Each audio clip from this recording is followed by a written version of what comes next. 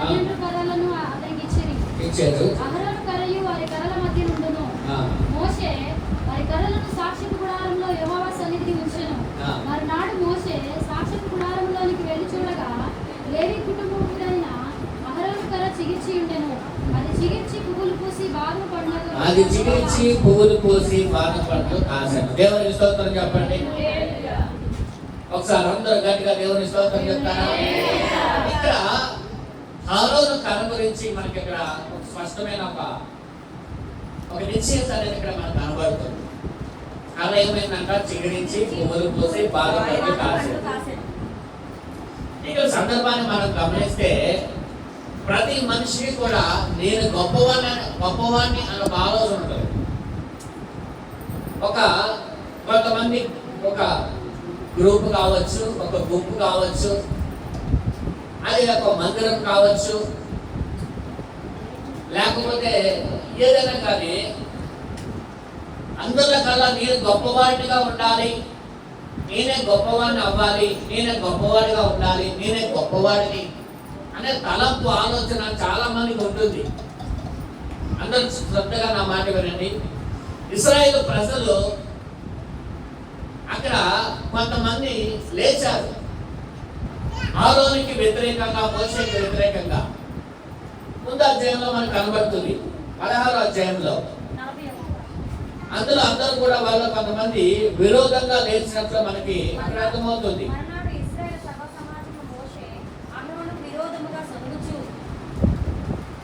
సరగుచు మీరు యెహోవా ప్రజలను చంపితరని చెప్పి సమాజం మోషే అహరోనులకు విరోధముగా కూడెను.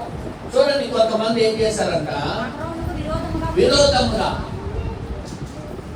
వాళ్ళ ఉద్దేశం ఎందుకు వాళ్ళు విరోధంగా మాట్లాడుతున్నారంటే, మోషే అహరోనులే గొప్ప వాళ్ళ, మేము గొప్ప వాళ్ళం కాదా?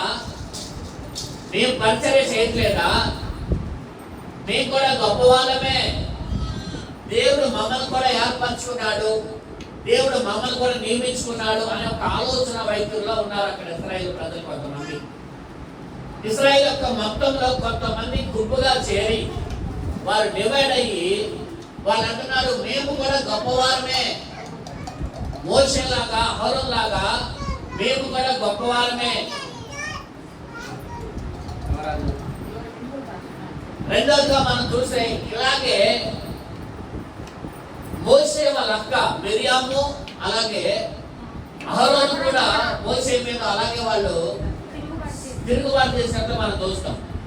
ఇక్కడ అహరోను మీద తిరుగుబాటు చేస్తా ఉన్నారు.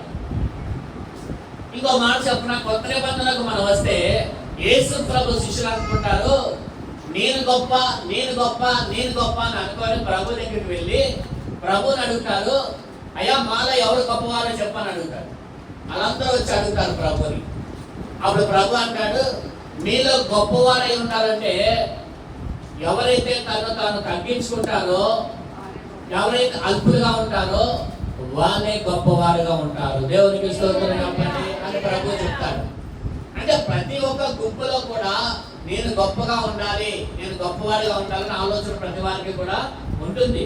ఇక్కడ కూడా వాళ్ళు ఏం చేస్తారంటే అహరోను మీద వ్యతిరేకంగా సాగుతా ఉన్నారంట. అప్పుడు దేవుడు ఒక పరీక్ష పెట్టాడు వాళ్ళకి.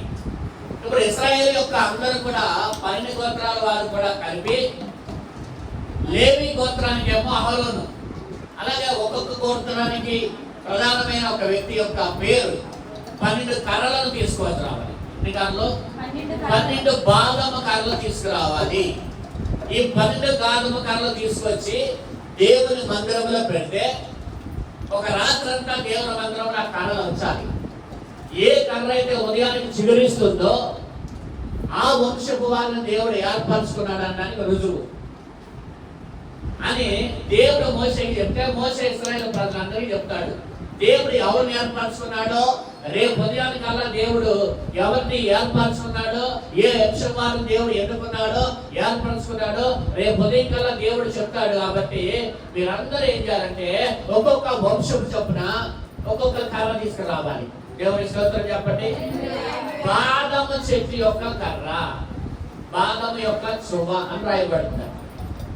అందరూ చూడండి, బాదము చువ్వ. ఒక చెట్టు నుండి ఏం అవ్వాలంటే ఒక కర్ర ఏమవ్వాలంటే వేరవ్వాలి. చెప్పండి ఏమవ్వాలి? ఇప్పుడు మొదటిగా దేవుని సన్నిధిలో అది ఎక్కడ ఉండాలంట? ప్రత్యక్ష గుడారం యొక్క అతి పరిశుద్ధ స్థలంలోకి వెళ్ళాలి. ఇప్పుడు ఒక కర్ర అతి పరిశుద్ధ స్థలంలోకి వెళ్ళాలి అంటే మొదటిగా ఏమవ్వాలంటే అది చెట్టు నుంచి వేరవ్వాలి. ఏమవ్వాలి? చెట్టు నుంచి అది వేరవ్వాలి. అనగా ఒక దేవుని బిడ్డ పరిశుద్ధమైన దేవుని మందిరంలోకి రావాలంటే లోకములో నుంచి వేరవ్వాలి. దేవుని స్తోత్రం చెప్పండి. ఏమవ్వాలి? లోకములో కలిసిపోయే వారంగా ఉండకూడదు. మనం లోకముల నుంచి వేరైనప్పుడే అది దేవుని సన్నిధిలోకి వెళ్ళడానికి దానికి అర్హత వచ్చినట్లుగా మనం చూస్తున్నాం. హల్లెలూయా. ఒక వేరువాటి జీవితం ఉండాలి, ప్రత్యేకించబడాలి. ఈ లోకము నుంచి ఒక దేవుని బిడ్డ ఒక ప్రత్యేకంగా ఉండాలంట. చూడండి, చాలా మంది క్రైస్తవులు అందరితో పాటు కలిసిపోతారు, అందరితో పాటు అన్ని చేసేస్తారు, అన్ని చేసేసి నేను క్రైస్తవం అంటారు. ఏమంటారండి? క్రైస్తవం అని అంటారు. కానీ మనం అలా ఉండకూడదు. ఏమవ్వాలి? వేరవ్వాలి. అందుకే మీకు ఒక మాట చూపించా కొరింథీ పత్రికలో. రాత్రి చూపించింది అది నేను పగలు.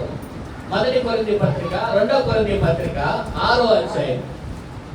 2వ కొరింథీ పత్రిక చూడండి, 6వ అధ్యాయం 6:18 మనకు కనబడుతుంది. మనకు జీవము గల దేవుని ఆలయమై ఉన్నాము, అందుకు దేవుడు ఇలా సెలవిస్తున్నాడు. దేవుడు మనకి ఏం చెప్తున్నాడో స్పష్టంగా ఆలోచన చేయండి.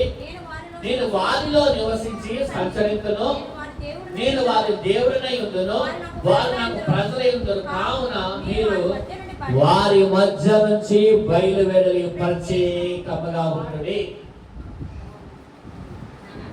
ప్రభు ఏం చెప్తున్నాడు ఇక్కడ?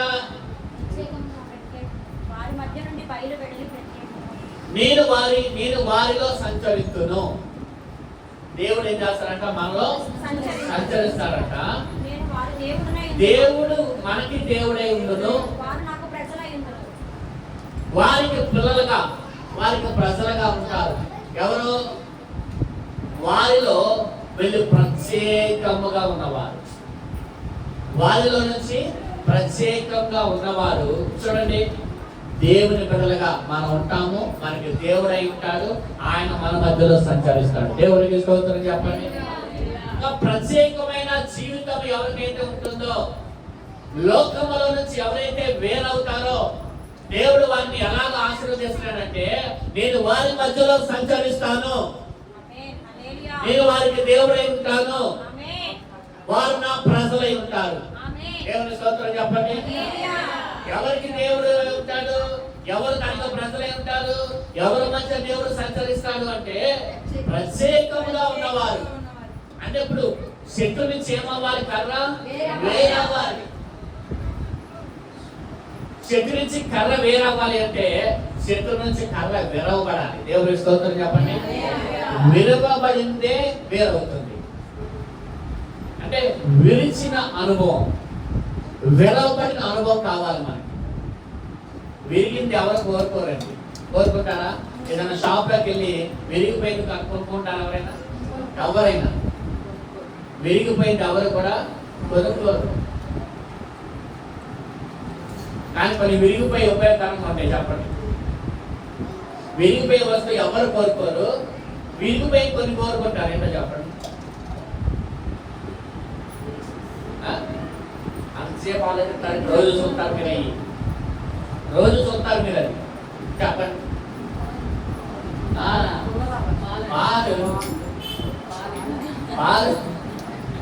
పాలు ఇది ఏమవుతుంది? చాలా కానీ అవుతుంది. పెరుగు కూడా అలాగే అవుతుందిగా కాదా? తోడేస్తే పాలు ఎదిగితే పన్నీర్ అయింది, కళాకారి కూడా అయింది. నాకు ఇష్టమైన స్వీట్ కళాకారి. శుక్రవారం తినట్లేదు కానీ మాకు ఇది పెట్టిన తినేస్తాను కళాకారి. దేవుని స్తోత్రం చెప్పండి. పాలు ఇరిగితే అది విరవబడాలి మనం దేవుని సన్నిధిలో. మనం ఎప్పుడైతే మన ఇబ్బందుల చేత మన బాధల చేత వెరవబడిన కాదు అంటామో అప్పుడే మన దేవుని సన్నిధిలోకి వెళ్ళగలుగుతాం. దేవునికి స్తోత్రం కలుగుతాం. ఆయన అంటాడు, విరిగి నలిగిన హృదయం నేను అలక్ష్యం చేయను. ఎవరు అలక్ష్యం చేయడంట? విరిగిపోయింది నలిగిపోయింది ఏ మనుషులు కోరుకోడండి, యేసయ్య కోరుకుంటాడు. దేవునికి స్తోత్రం చెప్పండి. విరిగిపోయింది ఎవరు కోరుకోరు, నలిగిపోయింది ఎవరు కోరుకోరు. నలిగిపోయింది చేరుకోకుంటారా? నలిగిపోయిన ఏది కూడా కొనుక్కోం, విరిగిపోయిన ఏది కూడా కొనుక్కో. ఏది కొనుక్కుంటాం? మంచిగా అందంగా అన్ని చక్కగా ఉండాలి. కానీ దేవుడికి ఎవరు కావాలో తెలుసా? విరవబడిన స్థితిలో ఉన్నవారు దేవుడికి కావాలి. హల్లెలూయా. ఈ రోజు నువ్వు ఏ స్థితిలో విరవబడుతున్నావో, మనుషుల చేత విరవబడుతున్నావో, అనారోగ్యం చేత విరవబడుతున్నావో, లేకపోతే ఏ పరిస్థితుల బట్టి విరవబడుతున్నావో, ప్రభు అన్నాడు, విరిగి నలిగిన వారిని నేను అలక్ష్యము చేయను. దేవునికి స్తోత్రం కలుగును గాక. అలక్ష్యము చేయను అంటే ఆలస్యం చేయను. ఎవరికైనా ఏదో ఎవరి విషయంలోనైనా ప్రభు కొత్తగా లేట్ చేస్తాడేమో కానీ విరిగిపోయిన నలిగిపోయిన హృదయం గల వారి విషయంలోనంట ఆయన లేట్ చేయడంట. ఏం చేయడండి? ఆలస్యం చేయడంట, అలక్ష్యం చేయనంటున్నాడు. వాళ్ళ అశ్రద్ధగా ఎప్పుడు ఉండనంటున్నాడు. అందుకని చూడండి, ఒక కర్ర, ఒక బాదము చువ్వ రావాలి, తీయాలి, తీసుకురావాలి మందిరంలోకి అంటే, ఆ పరిశుద్ధ స్థలంలోకి రావాలంటే అది మొదటిగా విరవబడాలి, రెండవదిగా అది వేరవ్వాలి. దేవునికి స్తోత్రం చెప్పండి. అప్పుడే అది పరిశుద్ధమైన మందిరంలోకి అది వస్తుంది. ఇక్కడ 12 కర్రలు వచ్చినాయి. ఎంత వచ్చినాయండి? 12 కర్రలు పరిశుద్ధమైన దేవుని యొక్క స్థలంలో ఉన్నాయి. ప్రత్యక్ష గుడారముల యొక్క పరిశుద్ధమైన అతి పరిశుద్ధ స్థలంలో 12 కర్రలు ఉన్నాయి. శాస్త్రం ఎదుర్కొచ్చబడి అంట. అందులో ఒక కర్ర ఉదయానికి ఏమైందంట? అందరూ చెప్పండి. చిగురించింది, పువ్వులు పూసింది, బాధపడి కాసింది. దేవుని స్తోత్రం కలుగుతుంది. చిగురు అనగా బాప్తిసానికి గుర్తు, పువ్వు అనగా పరిశుద్ధతకు సూచనగా ఉంది, పండ్లు అనగా అర్థమేంటో తెలుసా? సంపూర్ణతలకు సాదృశ్యంగా ఉంది. హల్లెలూయా. ఒక దేవుని బిడ్డ బాప్తిసం పొందాలి, పరిశుద్ధతలో నడవాలి. ఆ పరిశుద్ధతలోకి ఎక్కడికి వెళ్ళాలంటే సంపూర్ణమైన పరిశుద్ధతలోకి రావాలి. అది ఆత్మీయ జీవితానికి కావాల్సిన 3 అనుభవాలు. దేవునికి స్తోత్రం చెప్పండి. 1 బాప్తిసము, 2 పరిశుద్ధత, 3 సంపూర్ణత. క్రీస్తుకు సమానమైన సంపూర్ణత మనం రావాలంట.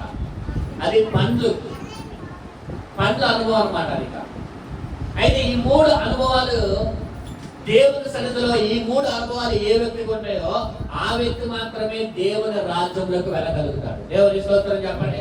ఆ వ్యక్తి మాత్రమే రాకడలో ఎత్తబడతాడు. ఆ వ్యక్తి మాత్రమే ప్రభు సన్నిధిలో నిలవగలుగుతాడు. ఆ వ్యక్తి మాత్రమే దేవునితో సదాకాలం ఉండగలుగుతాడు. దేవునికి స్తోత్రం కలుగుతాడు. నిన్న మనం ఒక మాట నేర్చుకున్నాం. పరిశుద్ధులంట లోకానికి తీర్పు తీరుస్తారంట. ఎవరు? పరిశుద్ధులు లోకానికి తీర్పు తీరుస్తారు. ఆలోచన చేయండి. ఇప్పుడు ఎవరికన్నా చిగురించింది? ఎవరిని ఏర్పరచుకున్నాడు దేవుడు? ఎవరండి? అహరోనుని దేవుడు ఏర్పరచుకున్నాడు. పేతురు అంటాడు, ఆశ్చర్యకరమైన చీకటిలో ఉన్న మనలను ప్రభు ఆశ్చర్యకరమైన తన వెలుగులోనికి ఆయన మనలను నడిపించాడంట. దేవుడు మనల్ని ఏర్పరచుకున్నాడు. ఇక్కడ అహరోనుని ఎలా ఏర్పరచుకున్నాడో ఇప్పుడు దేవుడు మనల్ని కూడా ఏర్పరచుకున్నాడు. అవునా కదా? చెప్పండి. దేవుడిని అందరూ ఏర్పరచుకున్నాడు లేదా? ఏర్పరచుకున్న దేవుని స్తోత్రం చెప్పండి. దేవుని ఏర్పాటులో ఉన్నవారు మనందరం కూడా. అందుకే రాజులైన యాజక సమూహంగా మనం ఉండాలంట. ఆయన గుణాతిశయములను ప్రచురం చేసేవారిగా మనం ఉండాలని పేతురు అంటున్నాడు అక్కడ. అయితే దేవుడు ఏర్పరచుకున్న వారి జీవితాల్లో దేవుడు గొప్ప కార్యాలు చేస్తాడు. ఇక్కడ మనం చూద్దాము. యోహాను సువార్త 15వ అధ్యాయం. అందరూ కూడా తీయండి. యోహాను సువార్త 15వ అధ్యాయం. 15వ అధ్యాయం చూస్తే 16వ వచనం చదవండి. మీరు నన్ను ఏర్పరచుకోలేదు, మీరు నా పేరట తండ్రిని ఏం అడుగుదురో ఆయన మీకు అనుగ్రహించినట్లు నేను వెళ్ళి ఫలించుటకు, మీ ఫలము నిలిచి ఉండుటకు నేను మిమ్మల్ని ఏర్పరచుకున్నాను. గట్టిగా చప్పుడు కొట్టు ఏర్పరచండి. ఎవరు ఏర్పరచుకున్నాడంట? మీరు నన్ను ఏర్పరచుకోవాలా? దేవుడు మనం దేవుడిని ఏర్పరచుకోవాలి. దేవుడే మనలను ఏర్పరచుకుంటాడు. అందుకే మనందరము ఇక్కడ ఉన్నాం. చెప్పండి, అందుకే మనందరం ఇక్కడ ఉన్నాం. దేవుడే మనల్ని ఏర్పరచుకున్నాడంట. మనము దేవుడిని ఏర్పరచుకోవడం కాదు, ఆయనే మనలను ఏర్పరచుకున్నాడు. ఎందుకంట ఒకటి, మీరు నా పేరుట తండ్రిని ఏ అడుగుదురో అది ఆయన మీకు అనుగ్రహించినట్లు మీరు వెళ్ళి ఫలించుటకును ఆ ఫలము నిచ్చుటకు నేను మిమ్మల్ని ఏర్పరచుకున్నాను. దేవునికి స్తోత్రం కలుగును గాక. 3 రకాలైన ఆశీర్వాదం యొక్క అనుభవాలు ఇక్కడ మనకి కనబడుతూ ఉన్నాయి.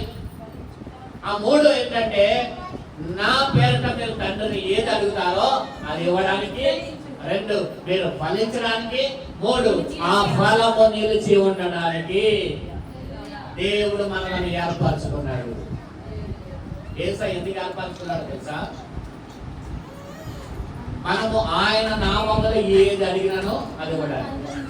ఇప్పుడు ప్రభు మనల్ని ఏర్పరచుకుంటే యేసయ్య నామంలో మీరు ఏది అడిగినా ఆయన ఇస్తాడు. ఒక 4-5 చెప్పారు, మిగతా వాళ్ళకి నమ్మకం లేదు. మీకు నమ్మకం లేకపోయినా దేవుడు ఇస్తాడు. ఇప్పుడు అందరూ చెప్పారు, నాకేమైంది? మీకు యేసు నామములో ఏ అడిగినానో ఆయన. పోయిన వారం నేర్చుకున్న వాక్యం గుర్తుందా? ఏం కలిగి ఉన్నానంట? ఏంటి? దేవుని నామములో ఏది అడిగినానో దేవుడు ఇస్తాడు. ఏమంటే యెహోవా నామం పేట నీ మీదకి యుద్ధానికి వస్తున్నాడని దావీదు వెళ్ళినప్పుడు దావీదు విజయం వచ్చింది. పేతురు యోహాను అంటారు, మేము మా దగ్గర వెండి బంగారం లేదు కానీ మేము కలిగిననే మేము ఇస్తున్నాం. ఏం కలిగి ఉన్నారు వాళ్ళు? ఏం కలిగి ఉన్నారు? అది యేసు నామములో స్వస్థత వచ్చింది, యేసు నామములో జయం వచ్చింది. ఇంకోటి ఏం చెప్పా? 3 విషయాలు చెప్పా. యేసు క్రీస్తు మూలంగా మనకి జయమిస్తున్న దేవునికి స్తోత్రము కలుగు. ఎవరి మూలం జయమిస్తాడు దేవుడు మనకి? తండ్రి అయిన దేవుడు. కూర్చోవాలి. తండ్రి అయిన దేవుడు మనకి ఆశీర్వాదం ఇవ్వడానికి ఎవరి నామంలో పెట్టాడు అంటే యేసయ్య నామములో. ఎవరి నామంలో అండి? యేసయ్య నామములో దేవుడు మనలను ఏర్పరచుకున్నాడట. ఆ మాట ఎక్కడ చూసాం మనం? ఎఫెసీ రాసిన పత్రికలో చూడండి ఒకసారి. మోసే అనకూడదు.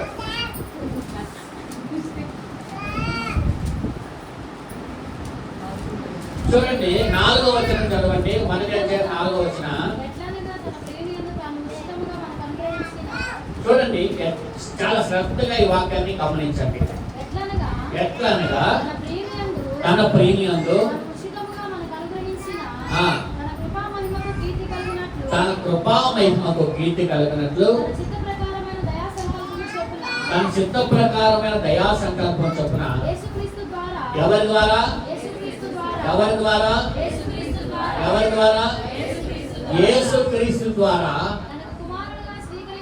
తనకు కుమారులుగా స్వీకరించటకై మనలను ముందుగా తన కోసం నిర్ణయించుకొని మనము తన ఎదుట పరిశుద్ధులము నిర్దోషులమై ఉండవలనని జగత్ పునాది వేయబడక మునిపే ప్రేమ చేత ఆయన క్రీస్తులో మనలను ఏర్పరచుకొనెను. క్రీస్తులో మనల్ని ఎప్పుడు ఏర్పరచుకున్నాడో తెలుసా? దేవుడు అసలు భూమిలో పునాది ముందు దేవుడు నేను ఏర్పరచుకున్నాడు. అందుకే వచ్చాడు. ఎప్పుడంట? జగత్కి పునాది అంటే భూమికి పునాది వేయబడక ముందే క్రీస్తులో తండ్రి మనలను ఏర్పరచుకున్నాడు. గట్టిగా దేవుని స్తోత్రం చెప్పండి. తండ్రి మనల్ని ఏర్పరచుకున్నాడు. ఎప్పుడో తెలుసా? ఈ భూమికి పునాది వేయబడక ముందే. ఎందుకు ఏర్పరచుకున్నాడంటే తన నామములో తండ్రిని మనం ఏది అడిగినానో అది ఇవ్వడానికి, మనము ఫలించడానికి, ఆ ఫలము నిలిచి ఉండడానికి. ఎందుకు ఏర్పరచుకున్నాడంట?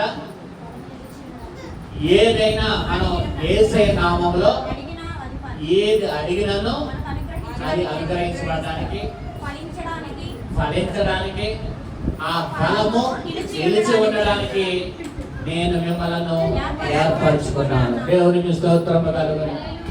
ప్రభు మనల్ని ఎందుకు ఏర్పరచుకున్నాడు అర్థమైందండి. అయితే వాక్యంలో వద్దాం. ఇక్కడ ఎవరి కర్ర చిగురించబడింది? ఎందుకు అహరోను కర్ర చిగురించబడింది? మిగతా 11 మంది కర్రలో ఏమవలా? ఇక్కడ ఒక మాటను చదవండి. ఒక మాటను మనం గమనిస్తే కర్ర ఎక్కడుంటే చిగురించబడింది? నా వైపు చూడండి శ్రద్ధగా. ఇక్కడ ఒక మాట నేర్చుకున్నా. వాస్తవంగా ఒక చెట్టు నుంచి వేరైన కర్ర చచ్చిపోతుంది, ఎండిపోతుంది. అవునా కాదా? కర్రలో పైకెత్తాడు. ఒక చెట్టు ఉంటే కర్ర తెలిసామనుకోండి, ఆ కర్ర బతికితా? ఇప్పుడు చెట్టు నుంచి ఒక కర్ర ఒక కొమ్మ మనం పిలిచామనుకోండి, ఏమైతుంది? వాడిపోయి సాయంత్రానికి ఎండిపోయి చచ్చిపోతుంది. అవునా కాదు? ఇక్కడ మరి గమనించాలా? దేవుని సన్నిధిలో ఉంచబడిన కర్ర చచ్చిపోయిన కర్ర, ఎండిపోయిన కర్ర, అది ఒక రాత్రి దేవుని సన్నిధిలో ఉండేసరికి ఏమైందంటే అది చిగురించింది, పూలు పూసింది, బాదం పండ్లు కాసింది. దేవునికి స్తోత్రం కలుగును గాక. దేవుని సన్నిధిలో ఉండే కర్ర ఎప్పుడు కూడా చచ్చిపోదు. చచ్చిపోయిన కర్రే బ్రతికిందండి. చచ్చిపోయిన కర్రే బ్రతికింది. ఎప్పుడైతే చెట్టు నుండి వేరు చేసామో ఆ కర్ర చచ్చిపోతుంది. వాక్యంలో మనం చూస్తే అపరాధముల చేత, పాపం చేత మనం చచ్చిన వారంగానే ఉన్నాం. మనం దేవుని సన్నిధిలోకి వచ్చాం కాబట్టి బ్రతికాం. దేవుని స్తోత్రం చెప్పండి. ఇప్పుడు మనం బ్రతికిన వారం, మనం చచ్చిన వారం కాదు. చచ్చిన వారు ఎవరు? అవునా కాదా? చూడండి ఆ కర్ర ఏమైంది? ఎప్పుడైతే చెట్టు నుంచి ఒక కర్ర తీసామో, ఒక కొమ్మ తీసామో, ఆ కొమ్మ ఎండిపోయింది, వాడిపోయింది, చచ్చిపోయింది. దాన్ని తీసుకెళ్ళి ఎక్కడ పెట్టారు? పెట్టగానే ఏమైంది? అది అసలు కర్ర బ్రతకడమే గొప్ప అయితే అది ఏం చేసిందో తెలుసా? చిగురించింది, పూలు పోసింది. అంటే ఒక చెట్టు చేయవలసిన పని సంవత్సర కాలం అంతా ఒక చెట్టు, ఒక మొక్క ఎదిగి చెట్టు అయ్యి ఆ చెట్టు చేయవలసిన పని ఒక్క రాత్రిలో జరిగింది. ఎప్పుడు జరిగింది? ఒక్క రాత్రిలో జరిగింది. ఇదంతా ఇది ఎలా జరిగింది అసలు? ఆ కర్రకి కొని అక్కడ భూమిలో బాగారా? అది చిగురించడానికి కారణం ఏంటి? అక్కడ కారణం ఏముంది అక్కడ? ఇప్పుడు ఒక కొమ్మ చూడండి, ఒక కొమ్మ కనుక చిగురించాలంటే దాన్ని ఏం చేయాలో తెలుసా? పాది పెట్టాలి, దానికి నీళ్లు పోయాలి. అది అప్పటికే కూడా ఫలిస్తుందా అంటే లేదే. అది మళ్ళీ ఎప్పుడు ఫలిస్తుందో, ఎప్పటికీ అది ఆశీర్వాదం, ఎప్పటికీ అది చిగురిస్తుందో ఎవరికి తెలియదు. ఇప్పుడు ఒక కొమ్మని తీసుకొచ్చి భూమిలో పాతామండి, దానికి నీళ్లు పోసాం, ఎవరికైనా వచ్చేసింది చిగురు ఒక్క రోజులోనే. మనం అక్కడ గమనిస్తే, వాక్యంలో గమనిస్తే ఒక్క రాత్రిలో అది విరిచిన ఆ కర్రలంట ఒక్క రాత్రి అక్కడ ప్రభు దగ్గర సన్నిధిలో ఉంటే, ప్రత్యక్ష గుడారము శాస్త్రముల ఎదుట ఉందంట, దేవుని యొక్క మందసం ఉన్న చోట ఉందంట. అంటే దేవుని సన్నిధిలో ఆ కర్ర ఎప్పుడైతే ఉందో అది ఏమైందంటే ఒక రాత్రికి దానికి నీరు లేదు, దానికి నేల లేదు, దానికి ఎరువు లేదు, ఏమి లేదు. కానీ ఎలాగది చిగురించిందంటే దానికి దేవుని యొక్క సన్నిధి ఉంది, దేవుని ప్రకాశము దాని మీద ఉంది, దేవుని మహిమ దాని మీద ఉంది. అందుకే అది చిగురించింది. ఒక మాట చెప్పనా? అది ఎలా చిగురించింది అంటే ఒకే ఒక కారణం, దేవుడు ఏర్పరచుకున్న కర్ర. దేవుడు ఏర్పాటు చేసుకున్న కర్రకి ఈ అవసరంలా, ఏది ప్రాసెస్ అవసరంలా, కొన్ని ప్రాసెస్లు, కొన్ని సిస్టమాటిక్లు ఏం అవసరంలా. దేవుడు కలుపు ఉంటే ఎలాగైనా దేవుడు దీవిస్తాడు. నేను దేవుడికి స్తోత్రం చెప్పండి. కొన్ని పద్ధతి, ప్లానింగ్ లేదా కొన్ని ప్రణాళిక, కొన్ని ప్రయాసాలు. ఇప్పుడు ఒక మొక్క కనుక అది ఒక చెట్టు లాగా ఒక కొమ్మను మనం పెట్టాలి అంటే దానికి ఒక ప్రాసెస్ ఉంది, ఉందా లేదా? అది భూమిలో పాకాలి, నీరు పోయాలి, దానికి అన్ని చేయాలి. అప్పుడు అది ఆ చిగురుస్తుంది, అది ఎప్పుడుగో పెద్ద అవుతుంది, అది ఎప్పుడుగో ఫలిస్తుంది, ఎప్పుడుగో అది కాయలు కాస్తుంది. అవునా కదా? కానీ దేవుని కృప ఉంటే, దేవుని ఏర్పాట్లో ఉంటే ఈ ప్రయాసలన్నీ అవసరంలా. వెంటనే దేవుడు ఏం చేస్తాడంటే గొప్ప ఆశీర్వాదంలోకి నడిపిస్తాడు. ఒక మాట మీకు చూపిస్తాను, ఒక మాట చెప్తాను. యోహాను సువార్తలో ఉంది, 5వ అధ్యాయం 5వ వచనం అనుకుంటా. అక్కడ బెతెస్దా కోనేరు అనే ఒక కోనేరు ఉంది, ఉందా లేదా? ఈ బెతెస్దా కోనేరులో సంవత్సరానికి ఒకసారి, ఏమండి, సంవత్సరానికి ఒకసారి దేవదూత వచ్చి నీరు కదిలిస్తేనే మొదటగా ఎవరు అందులోకి దిగితే వారికి స్వస్థత. ఇది క్రమం. నా వైపు చూడండి. సంవత్సరానికి ఒకసారి వచ్చి దేవదూత వచ్చి ఆ బెతెస్దా కోనేరులోకి వచ్చి ఆ నీరు కదిలించినప్పుడు ఎవరైతే మొదటగా అనారోగ్యంగా ఉన్నవారు, ఎవరైతే మొదటగా చూడండి, ఎవరైతే మొదటగా అమ్మాయి చూడాలి అందరూ, మొదటగా ఎవరైతే అందులోకి దిగుతారో వాళ్ళకి స్వస్థత వస్తుంది. అది మిగతా వాళ్ళు ఎంతమంది దూకినా వాళ్ళకి ఏం రాదు. మొదట ఎవరైతే ఆ నీటిలో దిగుతారో అది క్రమం. కానీ యేసయ్య ఆ క్రమాన్ని మార్చేశాడు. వెళ్ళి కోనేటిలో దిగేది లేదు, ఏమండి, దేవదూత వచ్చింది లేదు, కోనేటిలో దిగింది లేదు, మొదట దిగింది ఏమీ లేదు. కానీ అక్కడ ఎన్ని సంవత్సరాల నుంచి పడున్నానంట? 38 సంవత్సరాల నుంచి ఆ కోనేటిలో దిగాలి అని ప్రయాసపడుతూ అక్కడ ఉన్న ఆ వ్యక్తిని యేసయ్య ఆ వ్యక్తి దగ్గరికి వెళ్ళి అంటున్నాడు, నువ్వు స్వస్థత పొందుకోవాలనుకుంటున్నావా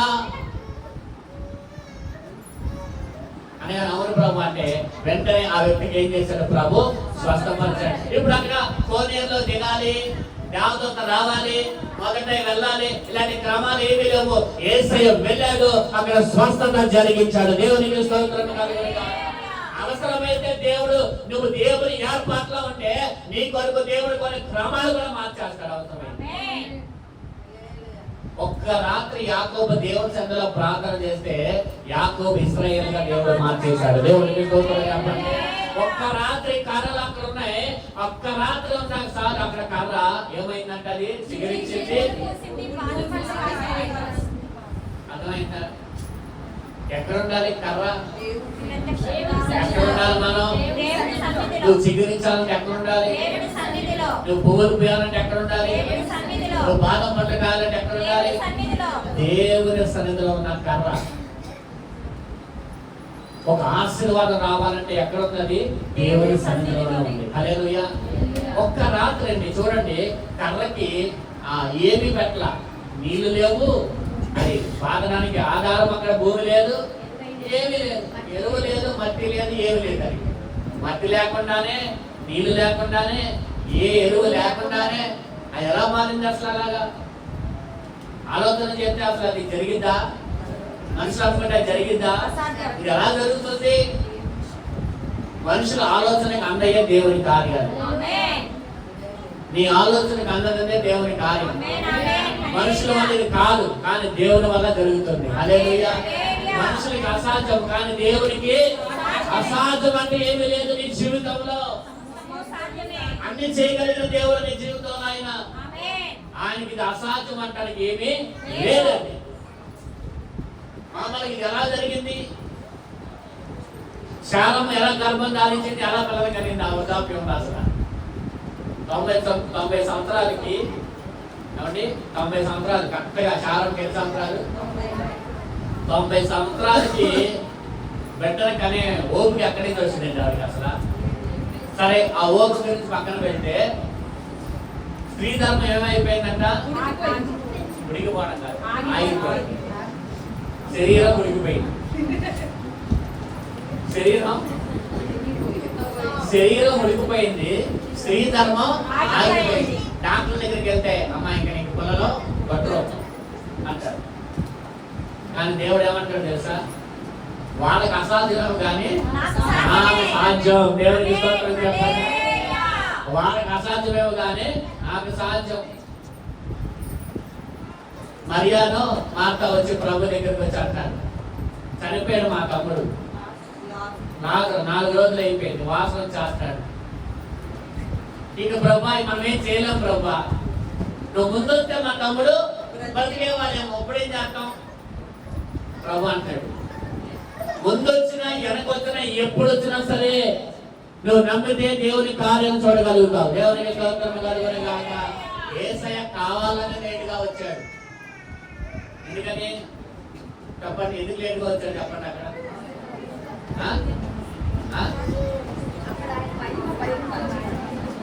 అదొక కారణం ఉంది, ఇంకో కారణం ఉంది. అది దేవుడి వల్ల 4వ రోజు ఎందుకు వచ్చాడు? 3వ రోజు అంటే ఇప్పుడు వాస్తవంగా అయితే మీరు చెప్పినట్టు వారి విశ్వాసాన్ని లేదా ప్రభు యొక్క గొప్పతనాన్ని తెలుసుకోవడానికే లేట్గా వచ్చాడు. అవునా కాదా? 3వ రోజు రావచ్చు కానీ 4వ రోజు ఎందుకు వచ్చాడు?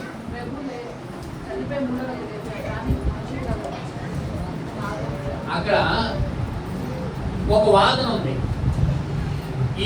ఈ పరిశీల తెగలో సద్దుకేయులు పరిశీల 2 రకాలుగా తెగవారు ఉన్నారు. ఇందులో సద్దుకేయులు ఒక ఆలోచన ఏంటంటే వాళ్ళు మనుషుల పునరుద్ధాన్ని నమ్మరు, మనిషి చనిపోయి తిరిగి లేస్తారని నమ్మరు. కానీ ఇందులో ఒక గుంపు ఉంటుంది కదా, ఆ గుంపు ఏమంటారంటే మనిషి 3వ రోజున తిరిగి లేస్తారని నమ్ముతారు. ఇప్పుడు అలా లేచారనుకోండి 3వ రోజు, వాళ్ళ నమ్మకం మేము అనుకుంటాం మనిషి 3వ రోజు చచ్చిపోయి తిరిగి లేస్తారని మేము నమ్ముతాం కాబట్టి అలాగే లేచాడని అనుకుంటారు. అందుకని యేసుప్రభు ఎప్పుడు వచ్చాడు తెలుసా? 4వ రోజు వచ్చాడు. దేవునికి స్తోత్రం చెప్పండి. దాని విషయంలోనే పౌలు కూడా వాళ్ళ 2 గుంపుల మధ్య గొడవ కూడా అయింది. అపోస్తల కాలంలో మనం తర్వాత చూస్తే అర్థమవుతుంది. ఇప్పుడు అయితే ఇక్కడ మనం చూద్దాం, అహరోను కర్ర చిగురించబడింది. దేవుని సన్నిధిలో ఉన్నది ఎవరైనా ఇక్కడ మనం చూస్తే కనుక 12 కర్రల్లో 1 కర్ర మాత్రమే చిగురించడానికి కారణమే. ఇక్కడ ఒక ప్రశ్న ఏంటంటే 12 కర్రలు పెట్టారుగా, మరి 12 చిగురించాలిగా. మొదటిగా మనం చూస్తే ఇది దేవుని ఏర్పాటు అనే ఒక నియామకం కోసం లేదా దేవుడు ఎవరిని ఏర్పరచుకున్నాడో ఒక సూచన కోసం పెట్టబడి కర్రలేని దేవుని పని కోసం. అవునా కదా? అయితే దేవుడు ఎవరిని ఏర్పరచుకున్నాడు? అహరోనుని దేవుడు ఏర్పరచుకున్నాడు కాబట్టి అహరోను కర్ర చిగురించబడింది. చూడండి నిర్గమకాండం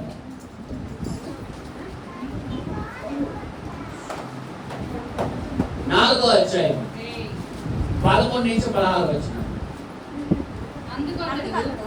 అయ్యో ప్రభువా, నీవు పంపు తలంచిన వారిని పంపుమనగా ఆయన మోషే మీద కోపపడి, లేవీయుడగు మీ అన్నయ్య అహరోను లేడా? అతడు బాగుగా మాట్లాడగలవాడని నేను ఎరుగుదును. ఇదిగో అతడు నిన్ను ఎదుర్కొని వచ్చుచున్నాడు. అతడు నిన్ను చూచి తన హృదయమందు సంతోషించును. నీవు అతనితో మాట్లాడి అతని నోటికి మాటలు అందించవలెను. నేను నీ నోటికి అతని నోటికి తోడై ఉండి మీరు చేయవలసిన దానిని మీకు బోధించేదను. దేవుని స్తోత్రం చెప్పండి. మోషేని దేవుడు పిలిచి అందరూ చూడాలి, నువ్వు వెళ్ళి ఐగుప్తులో నా ప్రజలు విడిపించాలని దేవుడు మోషేకి చెప్తాడు. మోషే 7 సార్లు చెప్తాడు.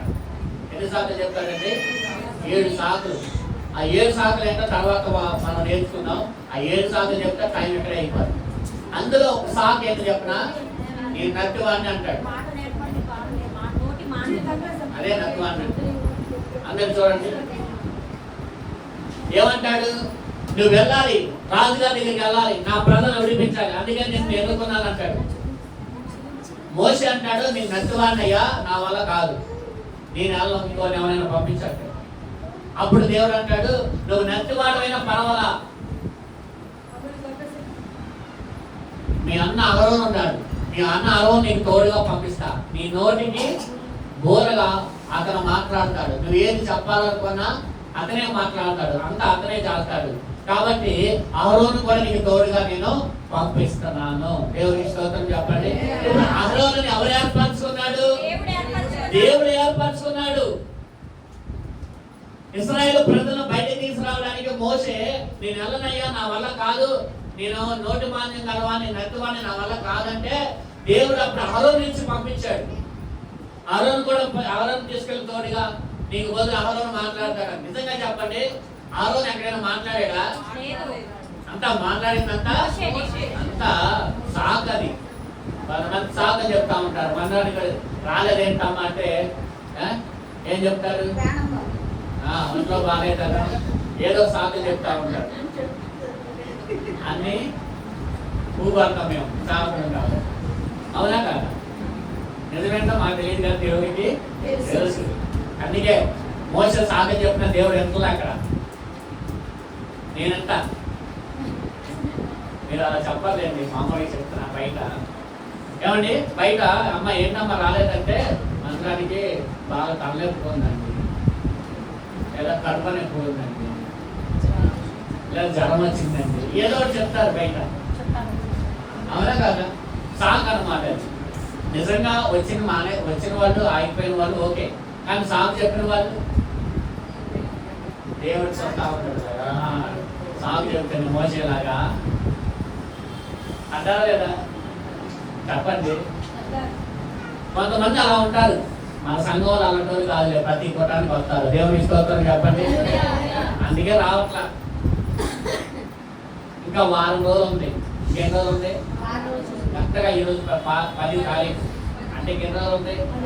10 రోజులు ఉంది. ఈ 10 రోజులైనా అందరూ కూడా రండి. ఇక తర్వాత మళ్ళీ సంవత్సరానికి ఒకసారే కదా. ఈ 10 రోజులైనా రండి. ప్రతి వాళ్ళు వచ్చి ప్రార్థన చేయండి. దేవుడు మనం దీవించిన కాక. చూడండి, అహరోను దేవుడు ఏర్పరచుకున్న ఒక వ్యక్తి. ఎవరు? అందుకే దేవుడు అహరోను కారణం ఏం చేశాడు? అలాగైతే దేవుడు మీ అందరినీ ఏర్పరచుకున్నాడు. దేవునికి స్తోత్రం కలుగును గాక. అయితే మీ జీవితాలను దేవుడు చివరించును గాక. హల్లెలూయా. ఫలభరితంగా దేవుడు మార్చును గాక. దేవుడు ఎవరినైతే ఏర్పరచుకున్నాడో వారు ఏం చేయాలంట? ఆయన నామములో తండ్రిని అడగాలి. ఏం చేయాలి? దేవుడు మిమ్మల్ని ఏర్పరచుకోవడం వాస్తవం అయితే చూడండి, దేవుని నామములో మీరు ఎవరిని అడగాలి? తండ్రిని అడగాలి. రెండోది ఫలించాలి. మూడోది ఫలము నిలిచి ఉండాలి. అందుకే దేవుడు మనల్ని ఏర్పరచుకున్నాడు. అర్థమైందా? అది ఎందుకంటే అహరోను దీవించబడడానికి లేదా చిగురించడానికి కారణం ఏంటంటే అహరోను కర్ర చెప్పండి ఏర్పరచుకున్న కర్ర. రెండవది చూడండి, సంఖ్యాకాండము 12:12.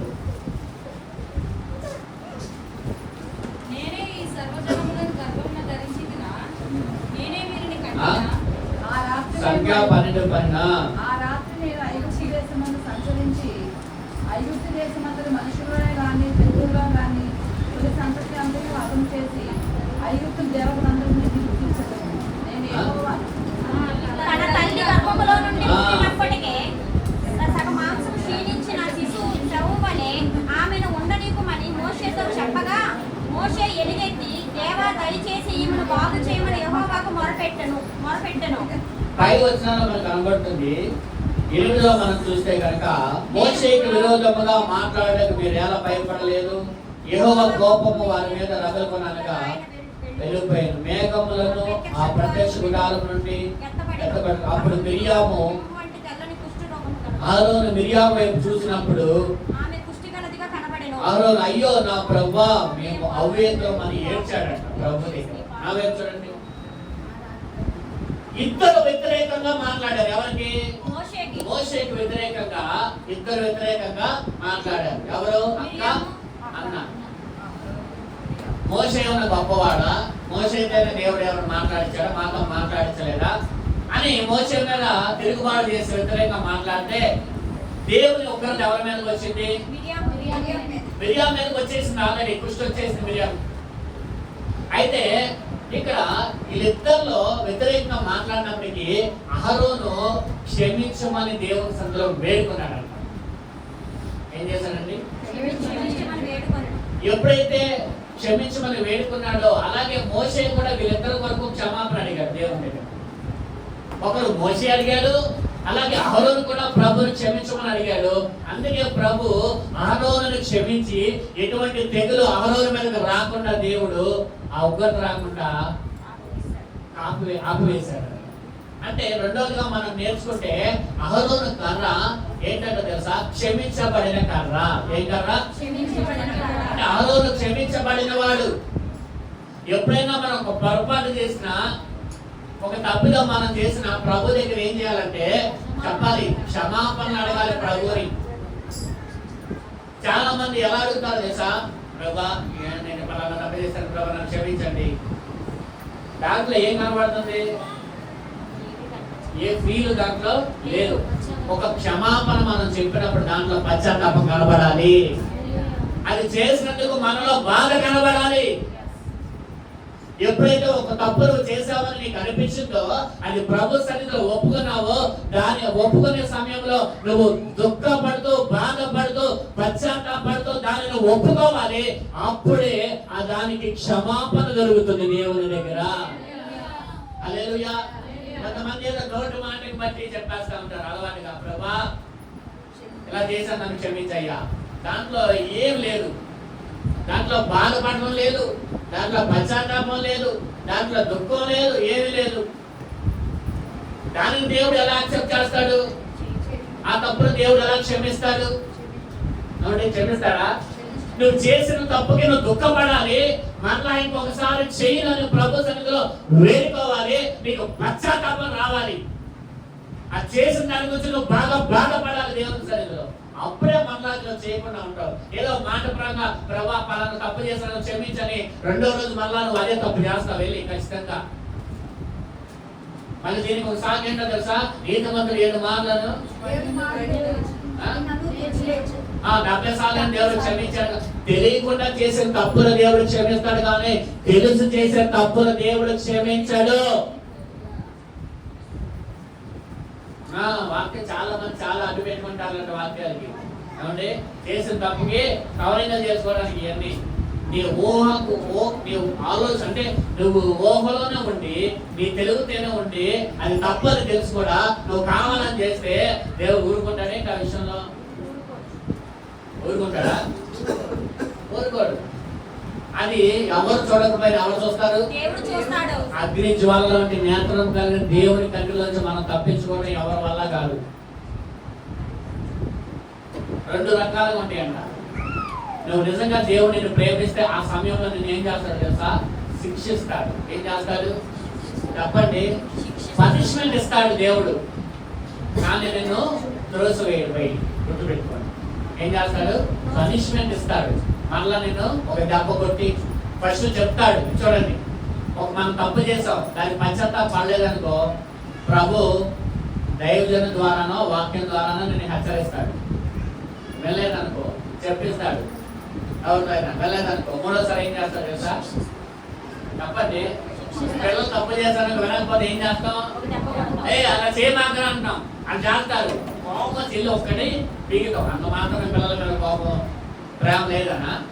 ప్రేమ ఉంది కాబట్టే కొడతాం. ప్రేమ లేకపోతేనే కొట్టరు. ఏమంటారు? మీ పిల్లల మీద కొట్టరా? ప్రేమ ఉందా లేదా మీ పిల్లల మీద? ఉంది. దేవుడు కూడా అంతే.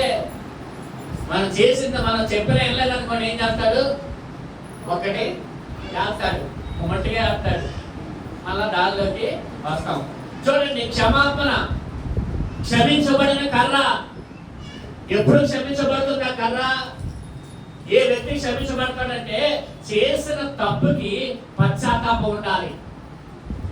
దానికి నువ్వు బాధపడాలి, దానికి కన్నీరు విడవాలి. నీకు పశ్చాత్తాపం కన్నీరు రాకపోతే నువ్వు చేసిన తప్పుకి క్షమాపణ లేదు. గుర్తుపెట్టుకోండి. నువ్వు చేసిన తప్పుకి ప్రభు సన్నిధిలో పశ్చాత్తాపం రాకపోతే, కన్నీరు రాకపోతే ఆ తప్పుకి చెప్పండి క్షమాపణ లేదు. తప్పు చేయలేదంటే ఎవరు నేను నమ్మను, నాతో సహా ఎవరు తప్పు చేయలేదంటే నేను నమ్మను. ప్రతి వారు కూడా ఏదో ఒక పొరపాటు ప్రభు దగ్గర చేస్తారు. ఏదో విషయంలో బలహీనంగా, ఏదో దేవునికి అవిధేయత మనలో ఉండొచ్చు. అయితే మనం ఒకటే చేయాలి, ప్రభు సన్నిధిలో ఏం చేయాలి? పశ్చాత్తాపడి పశ్చాత్తాపంగా కన్నీరు కాల్చి దాని విషయంలో నువ్వు బాధపడి రెండోసారి దాన్ని చేయకుండా ఉంటే దేవుడు నిన్ను క్షమిస్తాడు. రెండోది చెప్పన, ఒకరి పాపములు లేదా ఒకరు నీ ఎడల చేసిన తప్పిదములు నువ్వు క్షమించినప్పుడు దేవుడు నిన్ను క్షమిస్తాడంట. హల్లెలూయా. ఒకరు నీ ఎడల ఏదైనా పొరపాటు చేశారు, ఏదైనా నీ పక్షంగా ఏదైనా తప్పు ఆలోచన చేశారు, ఏదైనా పొరపాటు పని నీ పక్షంగా చేశారు, నువ్వు వాళ్ళని క్షమించే మనసు నీకు లేకపోతే ప్రభు నీ పాపములు క్షమించడు. రెండు చేయాలి ఇక్కడ. ఒకటి నువ్వు ఒప్పుకోవాలి, అవసరమైతే నీ పక్షంగా నీ గురించి ఎవరైనా ఏదైనా చేసినా నువ్వు ఒప్పుకోకపోతే దేవుడు ఏం చేయడంటే నిన్ను క్షమించడు అని రాయబడదు వాక్యం.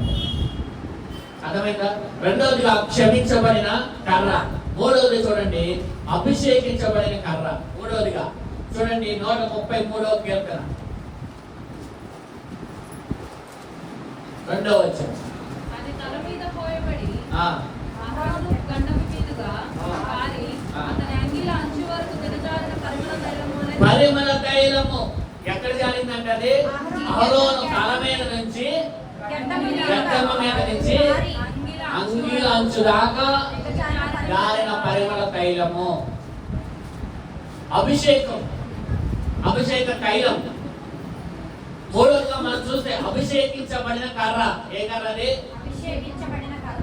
ఒక మాట చెప్తామనండి, ఇశ్రాయేలు ప్రజలను నడిపించేది మోషే అయినా, మోషే నాయకుడైనా, బయటకు తీసుకురావాల్సిన మోషే అయినా, ఇంకో మాట చెప్పనా, ఇక్కడ ఈ ఇశ్రాయేలు ప్రజలను దీవించే ప్రక్రియ మాత్రము అభిషేకించబడిన అహరోనుకే దేవుడు ఇచ్చాడు. దేవునికి స్తోత్రం చెప్పండి. ఎవరికి ఇచ్చాడండి? సంఖ్యాకాండం 6వ అధ్యాయం చదవండి. సంఖ్యాకాండం 6వ అధ్యాయం 22 నుంచి. యెహోవా మోషేకి ఇలా సెలవిచ్చెను, నీవు అహరోనుతోను అతని కుమారునితోను ఇలాగనుము. ఇప్పుడు యెహోవా దేవుడు మోషేని దీవించబడుతున్నా ఇక్కడ. అర్థమైందండి? ఆశీర్వాదం అనేది మోషేకి ఇవ్వడానికి లేదు, ఇక్కడ మోషే మాత్రం నడిపించడానికి. ఇక్కడ మోషే ఏమన్నాడు? మోషేకి ఎలాగో సెలవిచ్చు, నీవు ఇశ్రాయేలీయులను ఇలాగ దీవింపవలెను. ఇశ్రాయేలీయులను ఎవరు దీవించాలి? ఎవరు దీవించాలి? మోషేకి లేదు. మోషేకి ఉందా? లేదు. మోషే ఎవరు? నాయకుడు. ఇశ్రాయేలు ప్రజలు బయటకు తీసుకొచ్చేది నాయకుడు ఎవరు? కానీ మోషేకి లేదు ఇక్కడ. ఎందుకంటే అభిషేకించబడిన వారే దీవించబడడానికి అర్హులు. అర్థమైందా? చూడండి తర్వాత, యెహోవా నిన్ను ఆశీర్వదించి నిన్ను కాపాడును గాక. యెహోవా నీకు తన సన్నిధిని ప్రకాశింపజేసి నిన్ను కరుణించును గాక.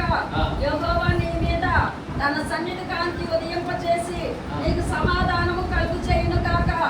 అట్లు వారు ఇశ్రాయేలీయుల మీద నా నామమును ఉచ్చరించుట వలన నేను వారిని ఆశీర్వదించెదను. అలాగా ఇశ్రాయేలు ప్రజల మీద నా నామమును వారు ఉచ్చరించడం వలన నేను వారిని ఆశీర్వదించెదను. దేవునికి స్తోత్రం. అభిషేకించబడిన అహరోను ఇశ్రాయేలు ప్రజలను దీవిస్తున్నాడు. ఇక్కడ దీవించమని దేవుడు చెప్తున్నాడు. ఆ అర్హత ఎవరికి ఇవ్వలేదు? మోషేకి ఇచ్చాడా? మోషే నాయకుడే. కానీ ఇశ్రాయేలు ప్రజలను దీవించే బాధ్యత దేవుడు ఎవరి మీద పెట్టాడు? ఎందుకని? అహరోను ఎవరు? యాజకుడు. అహరోను ఎవరంటే అభిషేకించబడిన వాడు. ఎవరండి? ఎవరు అతను? అభిషేకించబడిన వాడు, ఏర్పరచబడిన వాడు. అలాగే ఏమండి? క్షమించబడిన వాడు, ఏర్పరచబడిన వాడు, అభిషేకించబడిన వాడై ఉన్నాడు. కాబట్టి అహరోను చేతులెత్తి దేవుని నామంలో ప్రార్థన చేస్తే లేదా ఆశీర్వదిస్తే వాళ్ళందరూ ఏమవుతారంట? ఆశీర్వదించబడుతున్నారు. అంటే చూడండి, అహరోను కర్ర స్వీకరించబడడానికి కారణం ఏంటో తెలుసా? అభిషేకం, క్షమించబడిన విధానం, ఏర్పరచబడిన విధానం. 3 విషయాలు మనకి ఇక్కడ కనబడుతున్నాయి. 4వ మాట మనం చూద్దాం. సమయం అయిపోయింది, త్వరగా ముగించేస్తా. సంఖ్యాకాండం 17:10.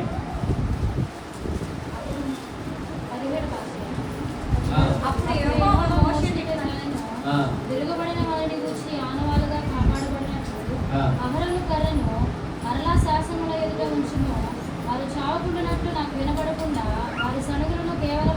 మరలా ఎక్కడ ఉంచాలంటే అది శాసనము ఎదుట అంటే ఆ కర్ర అతి పరిశుద్ధ స్థలంలో ఉంచబడిన శాసనము ఎదుట అతి పరిశుద్ధ స్థలంలోకి వెళ్ళగలిగే విధానం ఎవరికి ఇచ్చాడు దేవుడు అంటే అహరోనుకు మాత్రమే. ఎవ్వరు కూడా అందులోకి వెళ్ళడానికి అర్హత లేదు. ఇప్పుడు ప్రత్యక్ష గుడారంలో 3 భాగాలు ఉన్నాయి. ఒకటి ఆవరణం, 2 పరిశుద్ధ స్థలం. ఆవరణం వరకు ప్రజలు వస్తారు. పరిశుద్ధ స్థలంలో యాజకులు కూడా రావచ్చు. కానీ అతి పరిశుద్ధ స్థలంలోకి ఎవరు రావాలంటే ప్రధాన యాజకుడు మాత్రమే రావాలి. ఎవరు రావాలి? ప్రధాన యాజకుడు. ఎవరు పడితే వాళ్ళకి. అది ప్రధాన యాజకుడు సంవత్సరానికి ఒకసారి. అది అతనికి ఏం కడతారు? గంటలు కడతారు. దేనికి? అతని ఒకవేళ ఈ సంవత్సరంలో ఏదైనా తప్పు చేశాడంటే అందులోకి వెళ్ళంగానే చనిపోతాడు. ఇందులోకి అది పరిశుద్ధ స్థలంలో అడుగు పెట్టగానే అతను ఏదైనా పాపం చేసినా, తప్పు చేసినా, ఏం చేసినా చచ్చిపోతాడు. అతను చనిపోయాడో బతుకున్నాడో తెలియడానికి పడిపోతాడు కదా. చచ్చిపోగానే ఏమైపోతాడు? ముందు పడిపోతాడు. మరి లోపలికి ఎవరు వెళ్ళలేరు కదా. అందుకే ఒక తాడు. గంటలు ఎందుకంటే పడిపోయినప్పుడు సౌండ్ వస్తుంది. చచ్చిపోయాడని చెప్పి ఏం చేస్తారు? తాడుతో బయటికి లాగేస్తారు. వీళ్ళు వెళ్ళడానికి ఏం లేదు, లేదు. దేవునికి స్తోత్రం కదా. ఎప్పుడైతే యేసు ప్రభు మరణించాడో, ఆయన తిరిగి లేచాడో, ఆ అడ్డుతారు ఏదైతే ఉందో అది చిరిగిపోయి మనము డైరెక్ట్ గా దేవుని కృపాసనం దగ్గరికి వెళ్ళడానికి యేసయ్య మనకి అనుమతించాడు. దేవునికి స్తోత్రం కలుగును గాక. ప్రత్యక్ష గుడారంలోకి ఎవరు వెళ్ళలేనప్పటికీ కూడా యేసయ్య డైరెక్ట్ గా దేవుని దగ్గరికి వెళ్ళడానికి మనకి అధికారం అనుగ్రహించాడు. అర్థమైందా మీకు? సిలువలో జరిగిన గొప్ప కార్యం అది. హల్లెలూయా. ఇక్కడ చూడండి, మూడోగా మన 4వదిగా మనం చూస్తే అతి పరిశుద్ధ స్థలంలో ఉంచబడిన కర్ర. అంటే పరిశుద్ధతలో ఉన్న కర్రది. పరిశుద్ధతలో ఉన్న దేవుని బిడ్డ, పరిశుద్ధతలో ఉన్న వారు మాత్రమే ఆశీర్వదించబడతారు. 5వదిగా మనం చూస్తే కనుక ప్రతిష్ఠించబడిన కర్ర. చూడండి 35 నిర్గమకాండం 35:19.